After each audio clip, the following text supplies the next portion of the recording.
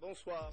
Cette édition, l'effervescence à Conakry à quelques jours de la visite du président François Hollande, drapeau des deux pays, portrait des deux chefs d'État, les rues sont animées. Suite de l'opération modernisation de l'État, des contrôleurs administratifs sont en formation, 3 semaines de cours, mais sur quoi et pourquoi, c'est à suivre. À suivre également le coup d'envoi très bientôt d'une campagne de vaccination. 3 maladies sont ciblées dans tout le pays, la rougeole, la polio et la fièvre jaune. Voilà pour les titres. Madame, Monsieur, bonsoir et merci de nous rejoindre dans cette édition d'information. Je vous propose tout de suite de faire un tour à l'hémicycle. L'Assemblée poursuit les travaux de la session budgétaire 2015.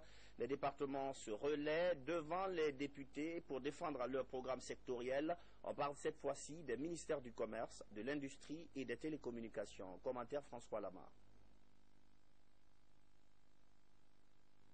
Qui ont répondu samedi aux questions des députés après la présentation de leur budget sectoriel assorti des plans d'action de ces départements ministériels en 2015. Il s'agit là de la ministre de l'Industrie, des PME et de la promotion du secteur privé, le ministre des Postes et Télécommunications et le ministre du Commerce, ce qui porte ainsi à 6 le nombre de départements ministériels déjà entendus dans le cadre de l'examen et l'adoption du budget 2015. Le constat est général et fait état de la baisse substantielle des budgets sectoriels alloués à ces départements. À cela s'ajoute le retard dans l'allocation de crédits pour l'exécution des activités programmées.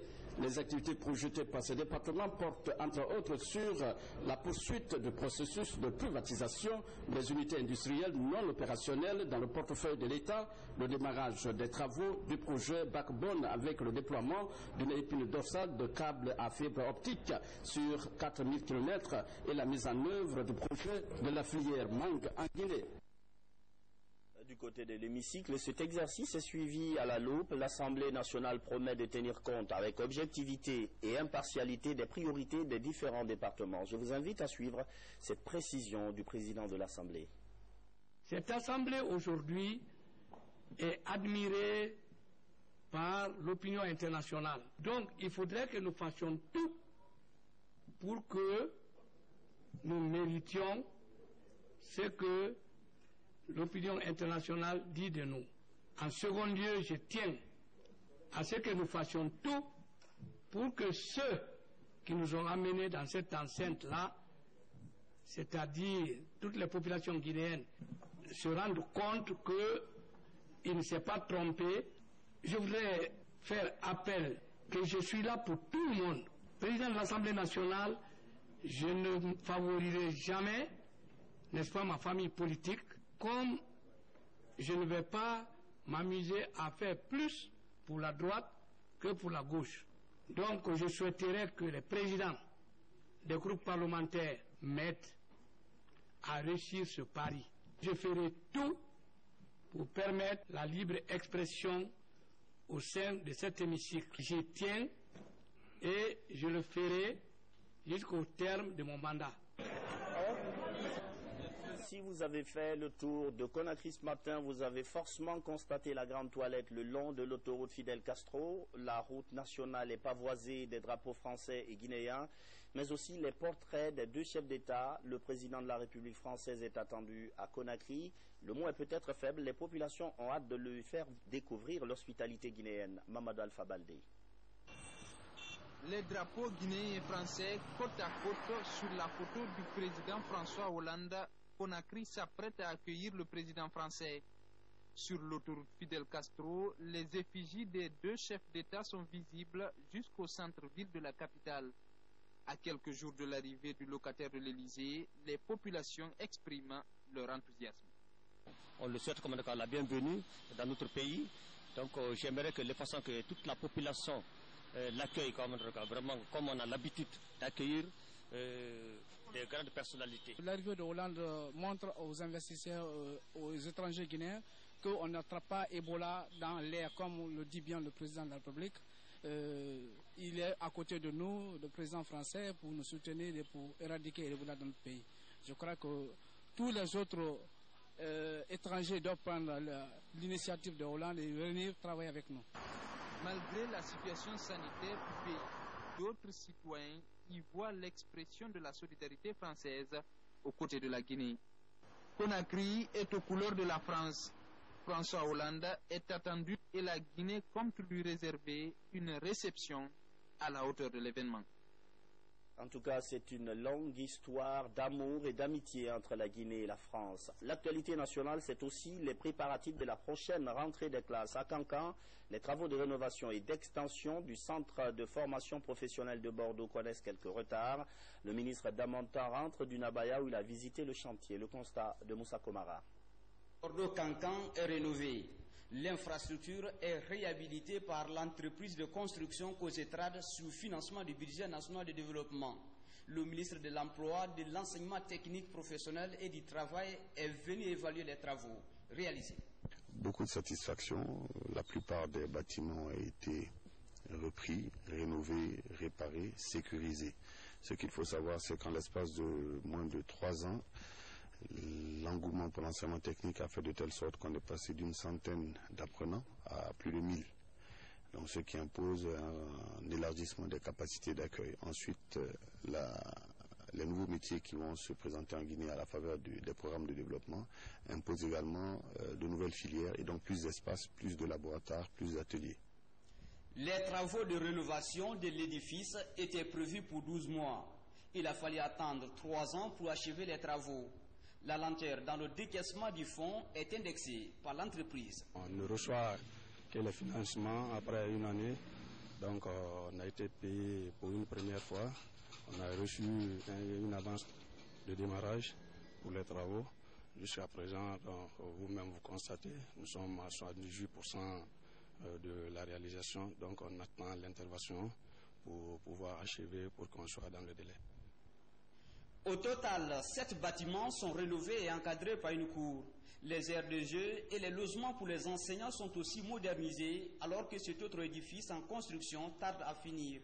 Là, des salles de conférence, des bibliothèques, des bureaux et des salles informatiques sont prévues.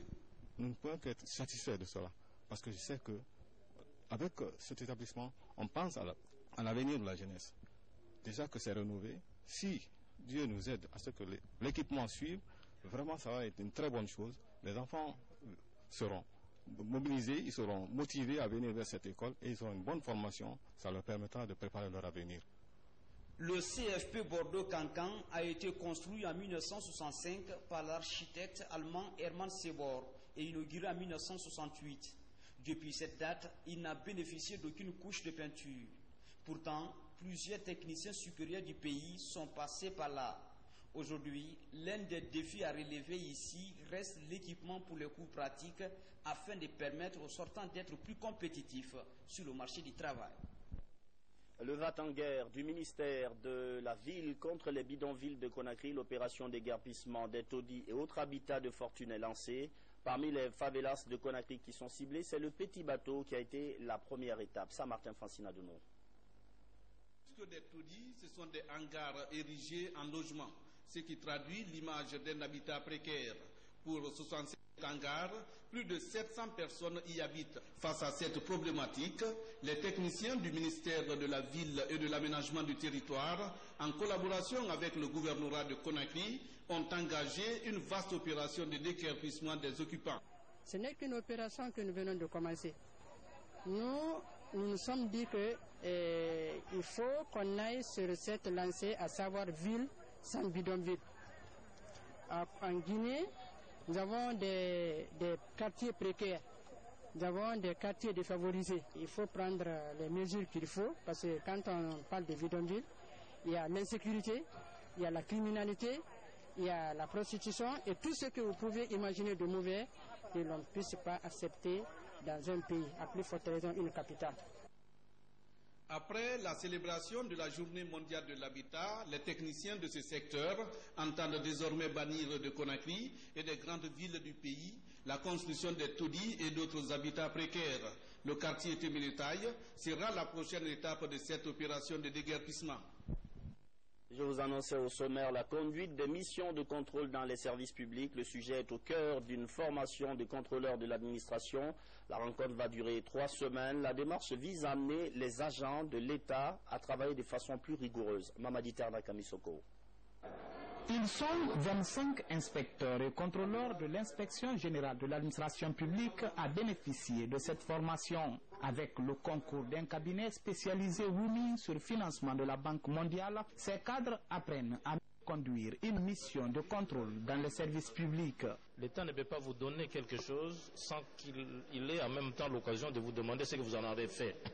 Et c'est l'occasion maintenant d'apprendre à nos inspecteurs, à nos contrôleurs, les redditions de comptes. L'administration guinéenne, caractérisée jusque-là par l'impunité et l'insuffisance de contrôle, s'apprête à faire peau neuve. La volonté politique est manifestée. C'est pourquoi le ministère de la fonction publique tient à la réussite de cette formation. Au sortir de cette formation, ce groupe de contrôleurs formés seront à leur tour des formateurs pour diffuser le même modèle de formation à d'autres publics cibles qui seront les contrôleurs et les inspecteurs dans les services publics, dans les administrations déconcentrées et décentralisées. Pendant 21 jours, des questions comme la gestion des ressources humaines, le contrôle général et l'audit interne, ainsi que les droits et obligations des fonctionnaires seront discutés. La démarche vise à parvenir à une administration crédible basée sur le rendement en Guinée. Un rapport sur la prévention des conflits, il devrait être disponible bientôt à l'attention des Nations Unies. L'atelier de Kindia sur la consolidation de la paix a permis d'explorer quelques pistes plutôt intéressantes. Les acteurs de développement sur la prévention des conflits sont confiants. Mohamed Sankon. Formation des membres du comité technique à la nouvelle approche du système des Nations Unies sur la consolidation de la paix, partage des informations collectées à l'intérieur du pays et élaboration d'un rapport à présenter au secrétaire général des Nations Unies en matière de consolidation de la paix, de prévention et de gestion des conflits. Tel est l'exercice auquel s'attelle le comité technique du Fonds de consolidation de la paix ici à Kindia. L'exercice consiste à former les membres de ce comité technique à la préparation d'un plan prioritaire par rapport à la paix et à l'examen des projets qui sont mis en œuvre dans le cadre de ce plan prioritaire. Grâce à des scénarios, la quarantaine de participants a cerné les sujets liés à l'analyse et aux facteurs des conflits. Pour chaque pays ciblé, il détermine les éléments de construction du plan prioritaire de consolidation de la paix. La Guinée était reconnue comme étant le meilleur exemple. Et la Commission a demandé à tous les pays qui sont sur l'agenda de suivre l'exemple de la Guinée. Le processus amorcé ici en Guinée dans les 3 axes, à savoir la réforme du secteur de sécurité, le processus de réconciliation nationale, l'emploi jeunes et femmes. L'ensemble de ce processus est un processus inclusif. Un comité de suivi-évaluation est installé pour veiller à la consolidation de la quiétude sociale en Guinée, un pays considéré comme havre de paix dans la sous-région ouest africaine. 600 tonnes de vivres pour 700 ménages dans la préfecture de Koya. Le geste est du programme alimentaire mondial en collaboration avec l'organisation chrétienne pour la promotion humaine et catholique Relief Service. Les bénéficiaires sont des victimes d'Ebola. Je vous propose de suivre ces explications de Bernard Tanguino. Des tonnes de vivres composées du riz, de haricots, de farine et d'huile végétale. Le stock est destiné aux ménages victimes d'Ebola dans la préfecture de Koya. Par ces dons, le gouvernement américain, à travers le programme alimentaire mondial, vient assister des foyers qui ont perdu un parent ou un voisin des suites d'Ebola. Cette distribution pour pallier leur souffrance causée par cette épidémie. L'opération de distribution est assurée par l'Organisation catholique pour la promotion humaine OCPH et Catholique Relief Service. Pour la préfecture de Koya, 8 sites de distribution sont retenus. Les critères sont basés par zone sur le nombre de cas d'Ebola qui ont été enregistrés. Donc ce n'est pas nécessairement la situation géographique de la ville, non, mais c'est par exemple le nombre de cas d'Ebola. Donc à Koya, à travers un certain nombre de quartiers, on s'est rendu compte qu'il y a plus de 5 cas d'Ebola dans la plupart des quartiers de Koya. Donc on a décidé de faire une distribution générale de denrées alimentaires. À un moment où l'épidémie perturbe toutes les activités de production alimentaire, les populations et autorités de Koya saluent ces gestes humanitaires. Soulager ces populations victimes, c'est un peu que nous réjouir et vous dire grand merci. Merci au président de la République, à travers qui on a eu l'apport de ses partenaires au niveau international et national. Pendant 3 jours, près de 600 tonnes de vivres seront distribuées à 7000 ménages recensés dans la commune urbaine de Koya et les quartiers de Kuntia et Sanoya. Reportage rendu en studio par Saint-Martin Francina Duno. Lutte contre la fièvre Ebola. Avec cette remise de kits d'hygiène, les bénéficiaires sont principalement des acteurs du monde paysan. L'initiative vient d'un groupe chinois et le don a été remis au ministère de l'Agriculture. Kerna Ousmane Diallo. L'entreprise China Geoengineering Corporation est celle-là même qui a à charge l'aménagement de 1000 hectares de terres agricoles à Koundian. Elle est l'une des sociétés qui a décidé de continuer à accompagner le développement socio-économique du pays durant cette période où la Guinée fait face à l'épidémie de la fièvre hémorragique à virus Ebola. Ces 250 cartons de savon et de chlore sont accompagnés de 200 seaux pour renforcer le dispositif de lavage de mains dans des sites qui seront choisis par le ministère de l'Agriculture. Notre premier projet, c'est attribué par le ministère de l'Agriculture. Le projet de la réalisation de 360 forages positifs en Haute-Guinée. Comme à ce moment-là, de l'épidémie de l'Ebola, il faut que nous fassions quelque chose. Parce que nous avons la passion ici. Voilà, c'est ça. C'est une entreprise qui n'a jamais été dérangée par cette fièvre hémorragique à virus Ebola. Depuis que ça a commencé, nous travaillons en temps plein parce qu'on s'est dit qu'il faut prendre des mesures appropriées mais ne pas freiner aussi le développement du pays. Afin d'éviter Ebola, désinfecter régulièrement ses mains est fortement recommandé. Dans les milieux reculés où l'utilisation du chlore tarde à entrer dans les mœurs, le ministère de l'Agriculture va mettre à profit la distribution de ces kits pour initier un programme de sensibilisation sur les mesures de prévention contre Ebola. Encore merci à l'équipe chinoise d'être restée aux côtés de la Guinée et je peux vous assurer que ces kits vont aller avec tous nos encadreurs, tous nos services déconcentrés qui sont eux auprès des paysans et servir pendant les périodes de sensibilisation à apporter justement ce matériel auprès des familles agricoles. Le ministère de l'Agriculture est le premier bénéficiaire d'une série de dons de plusieurs centaines de kits d'hygiène qu'annoncent les responsables de l'entreprise China Geoengineering Corporation pour la riposte contre Ebola. Présente en Guinée depuis 17 ans, elle s'investit dans d'autres secteurs comme les travaux publics et la construction des forages. Ebola toujours, Zérékoré renforce les mesures de prévention. Cette fois, ce sont les femmes qui bénéficient d'une formation sur la prévention de la maladie. La rencontre est financée par l'UNICEF et c'est l'ONG Pride qui s'occupe de l'aspect organisationnel. Mohamed Salioupaï. 90 femmes des communes rurales et urbaines de Zérékoré ont bénéficié d'une formation sur les mesures préventives de la lutte contre le virus Ebola. C'est une initiative de Pride financée par l'UNICEF pour davantage contribuer à préserver la santé des populations. C'est vous en fait les personnes qui vont faire ce changement dans cette épidémie et qui vont arrêter cette épidémie. C'est très important de travailler avec tous les membres de la société, que ce soit des hommes, les femmes, les jeunes, les enfants. Ebola, c'est réel, ça existe et il y a des moyens pour l'arrêter. Se réjouissant de l'esprit qui sous-tend cette formation, les autorités préfectorales, conscientes de la partition des femmes dans la vie de la nation, ont mis en exergue tout l'intérêt que cette formation peut avoir sur la vie des populations. Parce que sans vous, on n'aura pas réussi la lutte. Mais avec vous, on est conscient et sûr d'une seule chose, c'est que la lutte contre Ebola, on vaincra. Et je suis très certain.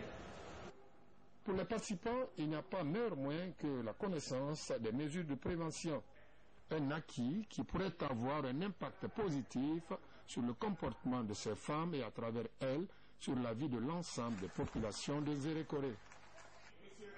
La fondation Bill et Melinda Gates apporte sa contribution à cette lutte contre Ebola en Guinée. L'institution vient d'offrir un bus médicalisé au Centre national de transfusion sanguine, un geste pour renforcer les capacités opérationnelles de ce centre.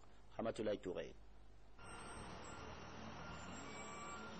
C'est dans le cadre du traitement du sang destiné à sauver les vies humaines que la fondation Bill et Melinda Gates offre ce bus médicalisé au Centre national de transfusion sanguine. Bien qu'il n'existe encore aucun traitement contre Ebola à l'efficacité prouvée, des éléments nous permettent de croire que les anticorps sanguins dans le placement en phase de convalescence des personnes ayant survécu à la maladie pourraient s'avérer utiles. Parmi les différentes possibilités de traitement, l'utilisation du plasma en phase de convalescence et de l'immunoglobine d'Ebola est l'option la plus porteuse d'espoir pour le moment. Depuis l'apparition de la fièvre Ebola en Guinée, l'OMS et les autres partenaires s'investissent pour aider les pays affectés par le virus. La Guinée veut transformer ce défi en opportunité pour équiper les structures sanitaires du pays. Cette contribution aujourd'hui va nous permettre de mettre à la disposition de nos structures sanitaires ce médicament. Il faut le dire, c'est moins de soins pour qu'on puisse répondre à la seconde toute apparition de cette épidémie et d'autres épidémies. Le Centre national de transfusion sanguine est un service rattaché au ministère de la Santé. Il a pour mission, entre autres, la mise en place et la coordination des structures de transfusion sanguine, la promotion du don de sang. Bientôt, un programme de vaccination routine, comme on l'appelle. La campagne va couvrir tout le pays. Elle concerne les enfants et les mères. L'objectif, c'est de renforcer le système de santé, notamment dans la lutte contre la poliomyélite, la rougeole et la fièvre jaune. Adia Toubari, Diarra Diallo. Le programme national de vaccination de routine est une stratégie phare dans l'amélioration des soins de santé primaire de la population. Il est organisé chaque année par le ministère de la Santé et les partenaires comme l'UNICEF et l'OMS. Cette année, la campagne a pris du retard à cause de l'épidémie Ebola.